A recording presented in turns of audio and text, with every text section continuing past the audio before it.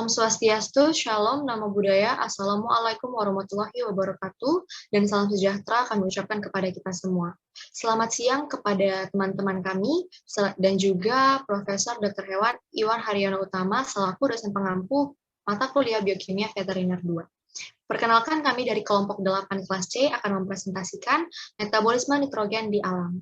Sebelumnya, saya akan memperkenalkan anggota-anggota daripada kelompok 8 kelas C ini sendiri. Yang pertama ada Aldiana Bagaswara Arismansyah dengan nomor NIM akhir 106. Kemudian saya sendiri, Angelin Amelinda Palit dengan nomor NIM akhir 107. Ilham Yusuf Bahniar Putra dengan nomor NIM akhir 108. Fauzia Harista Anjani dengan nomor NIM akhir 109. Kemudian Anastasia Margareta Puspitasari dengan nomor NIM akhir 110. Next.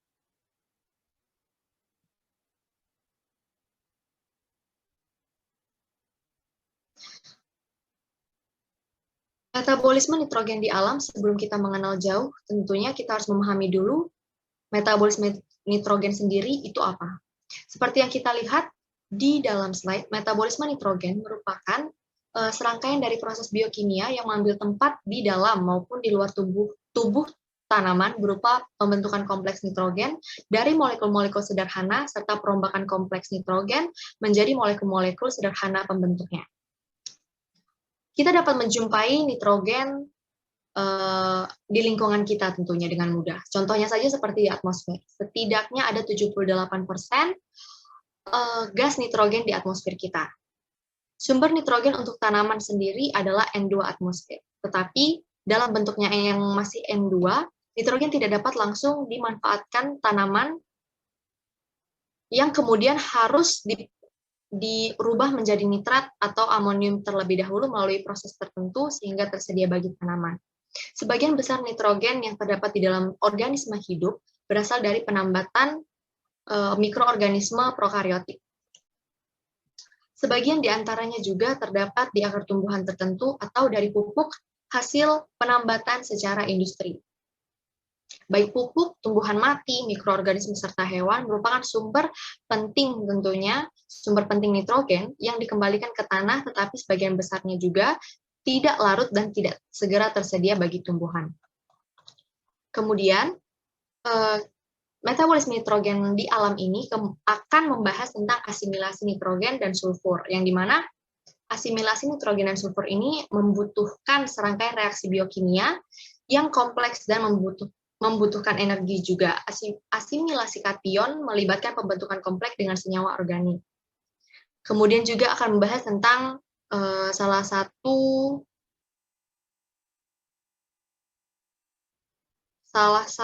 siklus nitrogen, yaitu belerang atau sulfur, ya, asimilasi sulfat. Nah, sulfur ini menjadi unsur kimia yang bentuknya non-metal dan tak berasa, tak berbau juga. Di alam, belerang dapat ditemukan sebagai unsur murni atau sebagai mineral sulfide dan sulfate. Sulfur juga adalah unsur penting untuk kehidupan dan ditemukan dalam 2 asam amino. Untuk pembahasan lebih lanjutnya, kita akan beralih ke next slide yang akan dipaparkan oleh partner kami.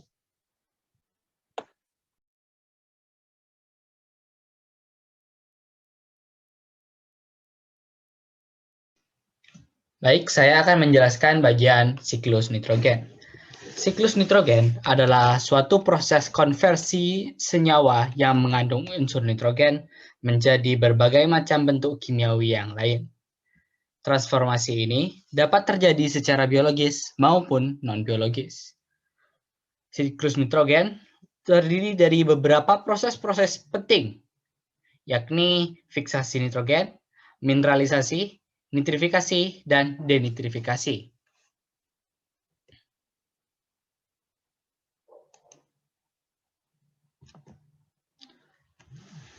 Fiksasi nitrogen adalah proses reduksi N2 menjadi NH4+.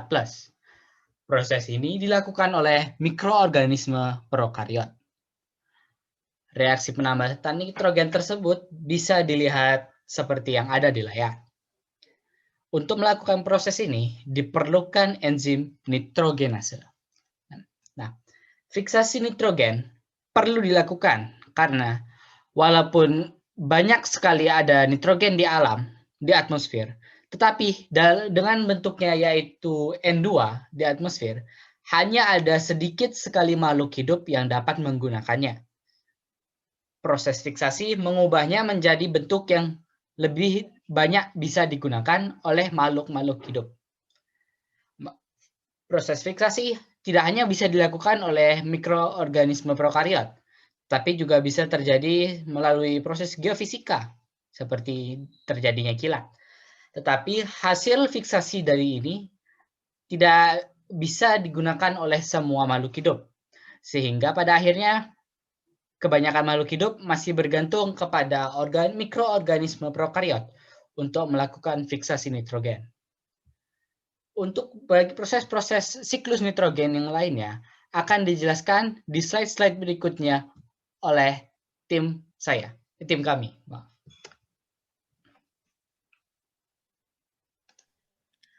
Baik, siklus nitrogen yang selanjutnya itu ada asimilasi. Asimilasi merupakan penyerapan dan penggabungan dengan unsur lain membentuk zat baru dengan sifat baru. Tanaman mendapatkan nitrogen dari tanah melalui absorpsi akar baik dalam bentuk ion nitrat atau ion amonium. Sedangkan hewan memperoleh nitrogen dari tanaman yang mereka makan. Tanaman dapat menyerap ion nitrat atau amonium dari tanah melalui rambut akarnya. Jika nitrat diserap, pertama-tama direduksi menjadi ion nitrit dan kemudian ion amonium untuk dimasukkan ke dalam asam amino, asam nukleat, dan klorofil. Pada tanaman yang memiliki hubungan mutualistik dengan rhizobia, nitrogen dapat berasimilasi dalam bentuk ion amonium langsung dari nodul. Hewan, jamur, dan organisme heterotrof lain mendapatkan nitrogen sebagai asam amino, nukleotida, dan molekul organik kecil. Asimilasi merupakan penyerapan dan penggabungan dengan unsur lain membentuk zat baru dengan sifat baru. Senyawa nitrat diserap oleh tumbuhan mengalami proses asimilasi menjadi bahan penyusun organ pada tumbuhan. Selanjutnya ada amonifikasi. Jika tumbuhan atau hewan mati, nitrogen organik diubah menjadi amonium oleh bakteri dan jamur. Proses reduksi nitrat adalah pengubahan nitrit menjadi NH4. Nitrit yang ada di sitosol diangkut ke dalam kloroplas di dalam daun atau ke dalam proplastid. Tahapan reduksi nitrit menjadi amonium adalah sebagai berikut. Di daun, reduksi NO2 menjadi NH4 memerlukan 6 elektron yang diambil dari H2O pada sistem pengangkutan elektron non-siklik. Dan sedangkan pada kloroplas, selama pengangkutan elektron ini, cahaya mendorong pengangkutan elektron dari H2O ke ferroksin. Yang selanjutnya ada nitrifikasi. Jadi konversi amonium menjadi nitrat dilakukan terutama oleh bakteri yang hidup di dalam tanah dan bakteri nitrifikasi lainnya. Tahap utama nitrifikasi, bakteri nitrifikasi seperti spesies Nitrosomonas mengoksidasi amonium dan mengubah amonia menjadi nitrit.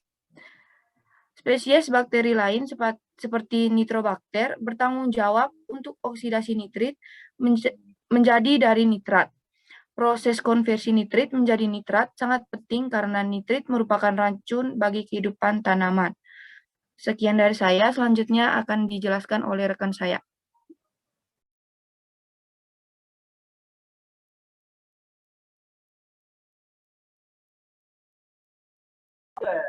Baik, di sini ada denitrifikasi. Denitrifikasi sendiri adalah proses reduksi nitrat untuk mengembalikan gas nitrogen atau O2. Untuk menyelesaikan siklus nitrogen, proses ini dilakukan oleh spesies bakteri seperti Pseudomonas dan Clostridium dalam kondisi anaerobik. Contohnya Pseudomonas denitrifikasi, mereka menggunakan nitrat sebagai akseptor elektron di tempat oksigen selama respirasi. Fakultatif anaerob, bakteri ini juga dapat hidup dalam kondisi aerobik. Kemudian ada oksidasi amonia anaerobik. Proses ini membentuk sebagian besar dari konversi nitrogen unsur di lautan. Reduksi dalam kondisi anoksik juga dapat terjadi melalui proses yang disebut dengan oksidasi amonia anaerobik. Tumbuhan membutuhkan nitrogen dalam jumlah yang banyak karena merupakan penyusun utama komponen sel tumbuhan, yaitu asam amino. Tumbuhan yang sedang dalam pertumbuhan hanya mengandung sedikit nitrat atau amonia. Tanaman mengabsorpsi nitrogen dalam bentuk nitrat atau NO3-. Walaupun ternyata amonium atau NH4+ dapat juga langsung diabsorpsi oleh tanaman. Efisiensi relatif absorpsi amonium dan nitrat mempengaruhi oleh pH keasaman tanah atau mungkin sistem pengambilan darahnya yang berbeda. Reduksi nitrat pada proses asimilasi dalam pertumbuhan dibantu dengan adanya enzim nitrat reduktase yang berupa flavoprotein yang diatur oleh komponen logamnya, yakni molybdenum. Nitrogenase merupakan gas N2 menjadi amonia dalam mikroba pengingat N. Reduksi nitrat merupakan suatu proses enzimatik yang merupakan energi ion hidrogen dan energi yang diperoleh dari hasil respirasi aerobik. Nitrat direduksi di dalam akar pada tanaman apel dan di bagian pucuk yang terkena sinar pada tanaman tomat. Nitrogen amonium diharapkan lebih cepat terpakai dalam sintesis protein.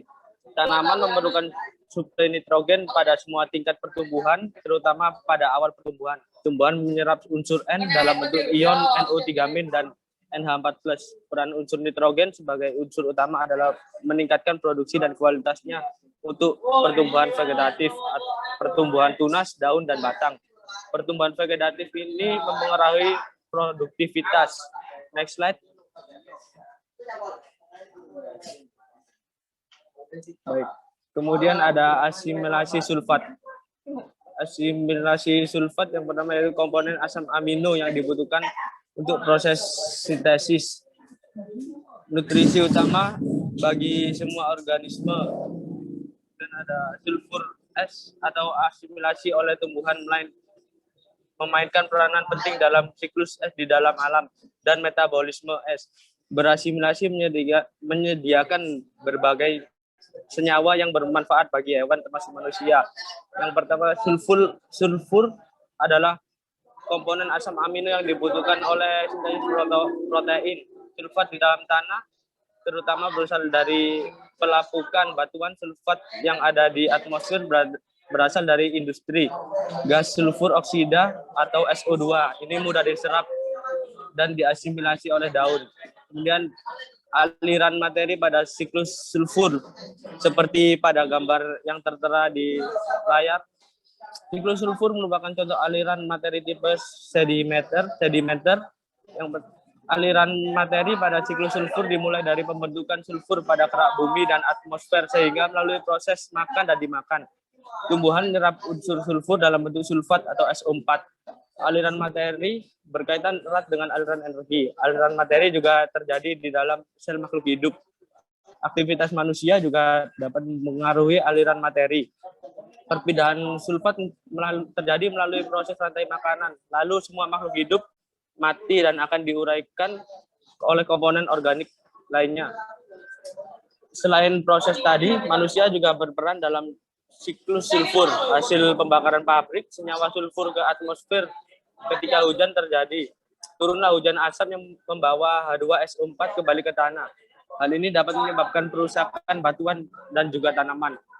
Sekian dari yang saya sampaikan, saya kembalikan kepada moderator. Sekian presentasi kami, atas kurangnya dan juga lebihnya kami mohon maaf. Selamat siang dan terima kasih.